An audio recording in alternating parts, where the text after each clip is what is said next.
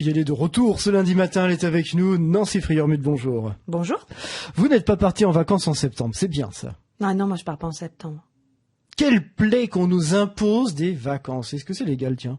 Oui, enfin non, c'est des accords d'entreprise. C'est des accords, parlons-en justement. C'est des accords d'entreprise. Donc justement, c'est vrai qu'on parle de rentrée et tout, mais moi j'aimerais avoir une petite pensée pour ceux qui prennent leur congé en septembre. Voilà, parce que ça arrive, bah oui, ça arrive. Donc selon les accords d'entreprise, on peut vous demander de prendre vos congés en septembre pour une histoire de productivité ou d'étalonnement de la charge de travail. Et puis il y a des gens qui aiment aussi prendre leur congé en septembre. Donc la question qu'on pose souvent, c'est est-ce qu'on peut vous imposer des dates de congé? Par défaut, non.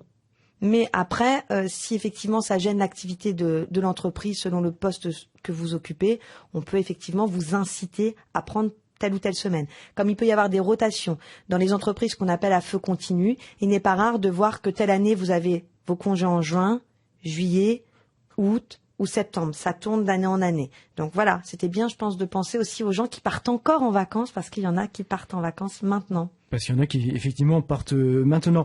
Quand on pose des vacances, il y a des règles comme ça quand on veut partir en septembre, parce que c'est...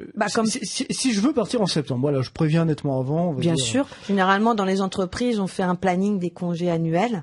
Donc, c'est là qu'on les positionne. Et puis, c'est là que déjà, on a la réponse ou pas, favorable ou défavorable, d'une manière ou d'une autre. Et puis, le lundi, on a toujours tendance à dire bonjour, bon début de semaine. Il faut aussi penser qu'il y en a, c'est leur week-end. Il y a des gens qui ne travaillent pas le lundi. Une petite pensée pour tous ces gens qui travaillent dans le prêt-à-porter, dans les galeries marchandes, qu'on a plaisir à visiter le week-end. Bah eux, généralement, le lundi, c'est aussi leur congé. Donc voilà, il n'y a pas de règle établie. On peut avoir des jours de congé un petit peu comme ça, atypiques. On peut même avoir des jours de congé dans la semaine selon l'activité de l'entreprise ou de la structure qui nous emploie. Parfait. Bon, on va se remettre progressivement dedans. Nancy, on le rappelle, chaque matin à 8h10 avec vous, on parle emploi, on parle formation. Voilà. On parle du monde du travail.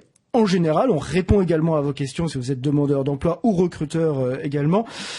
J'aimerais que cette semaine, on soit un petit peu pratico-pratique, d'accord? Bien sûr. On va essayer de donner des conseils pratiques justement pour voilà, comment s'organiser. On se remet dedans. Voilà, faut se remettre. C'est pas si évident. Et puis nous, on part du principe que le lundi, on n'est pas en congé. Voilà, nous, déjà. Voilà. Absolument. Demandeur d'emploi n'est pas en congé le lundi et nous non plus on n'est pas en congé le lundi. Donc on s'active dès le lundi matin, 8h10, en écoutant notre chronique. Vous avez des questions à poser à Nancy. Le répondeur des auditeurs 09 50 788 228. On se dit à demain? On se dit à demain et on se dit bon lundi. Bon lundi. C'est bon ça, hein? Mais c'est pas si